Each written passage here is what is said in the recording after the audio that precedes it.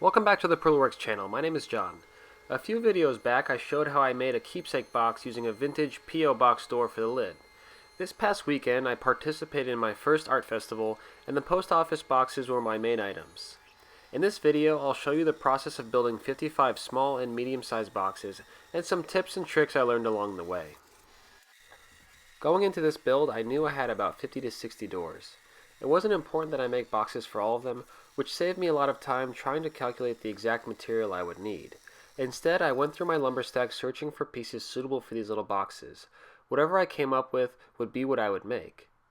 To stay organized, I cut the lumber into lengths that would correspond to the overall perimeter of the boxes, plus a few inches. Small boxes were about 22 inches long and medium boxes about 28 inches long. This way, each 22 or 28 inch strip of wood represented one box.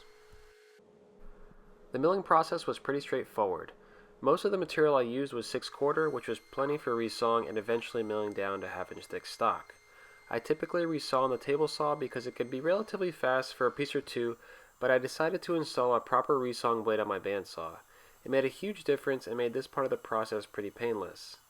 I used the joiner, planer, and drum sander to get the material flat, square, and down to a 1/2 inch thick.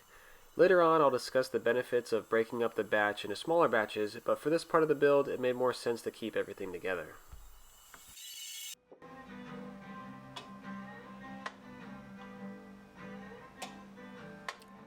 Some of the strips were cut down to rough width at the bandsaw, and others were kept at about 2 times rough width and would be ripped down into 2 pieces later on.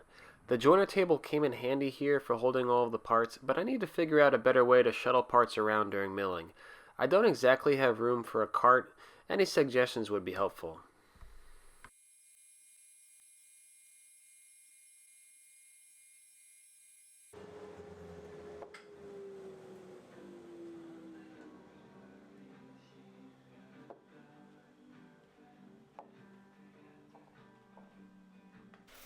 To continue the milling, I would need to rip the strips to final width. Before doing so, I decided it would be smart to clean my ripping blade. I don't do this often enough, but when I do, I like to use the purple Simple Green Pro along with a nylon brush. I have the blade sitting in a paint bucket lid, which works perfectly. You can see the big difference before and after cleaning. I ripped all of the strips to the same width, whether they were for a small or medium box.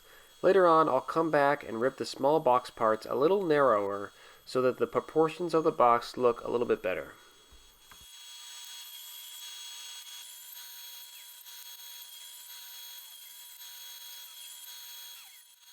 One of the big changes from the last P.O. box to these is the joinery. I used simple miter joints instead of box joints.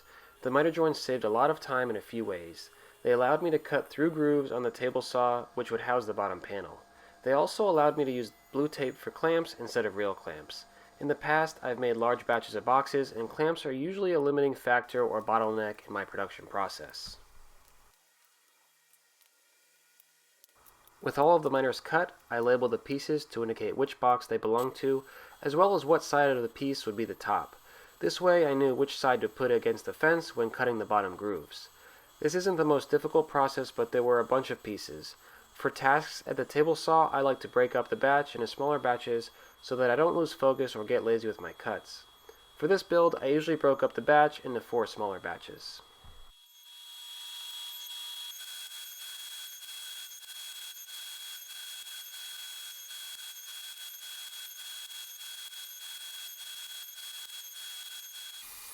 Sanding is one of those processes you really can't rush, skip, or outthink.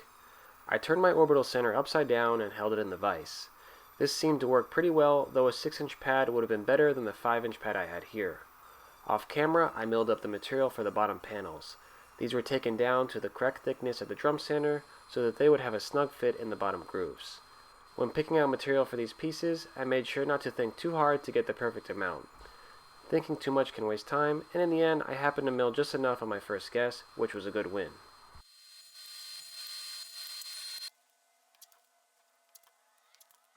I spent a good amount of time preparing for the glue-ups, mostly by masking the inside corners to mitigate any glue squeeze out. This took around 1.5 to 2 minutes per box. Likewise, the same can be said for the glue-up itself. This was a pretty long part of the build, or at least it felt like it because it was pretty monotonous. To break things up, I masked a small batch of boxes, then glued them up. Rinse and repeat. Masking up all the boxes at once will get too repetitive and boring, and in general, alternating tasks helps to keep me more focused.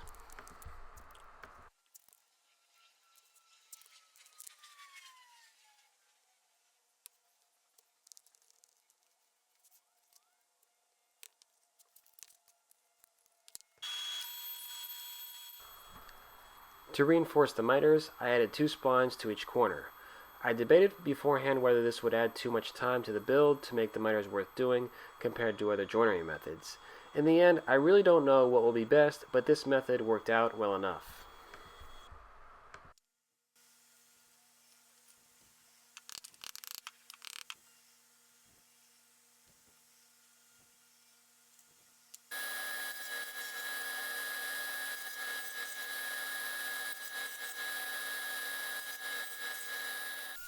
At the end of the day, this is a pretty simple build.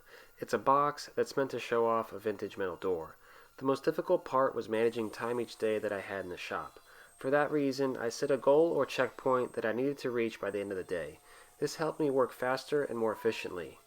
Tasks like sanding still reared their ugly head. There were still plenty of edges and corners to break by hand. This wasn't exactly fun, but it's a simple enough task to complete while lost in whatever song I'm listening to that day.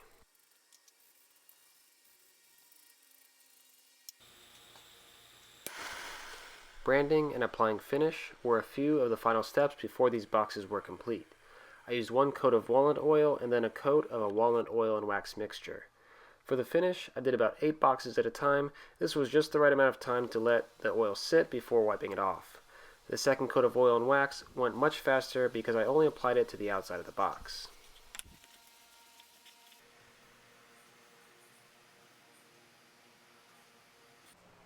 I couldn't pre-drill for holes because there wasn't enough room for my drill. And I couldn't pre-drill before the glue up because each of the lids had slightly different hole spacing due to imperfections in the door casting. I was stuck driving the screws in and hoping for the best. This worked out pretty well on the softer woods, but I stripped my fair share of screws on the white oak boxes. This little right angle driver attachment was an absolute lifesaver. In the end, I made 55 small and medium boxes throughout this video. A few have imperfections here and there, but I'm happy with how they turned out. I took part in the art festival this past weekend, and it went well enough. I learned a lot throughout this build and the festival itself. My goal is to now work on some larger pieces that I've been planning for a while. I'll have a link in the description to my Etsy store if you're interested in purchasing one of these boxes. Also, during the festival, for the first time I had someone recognize me from YouTube. She's a subscriber all the way from Montreal and was somehow in South Florida at this art festival. If you're watching, shoot me your contact info and I'll send you a Pearlworks t-shirt. That's about it for this one. Here's some final pictures of the boxes. Thanks for watching.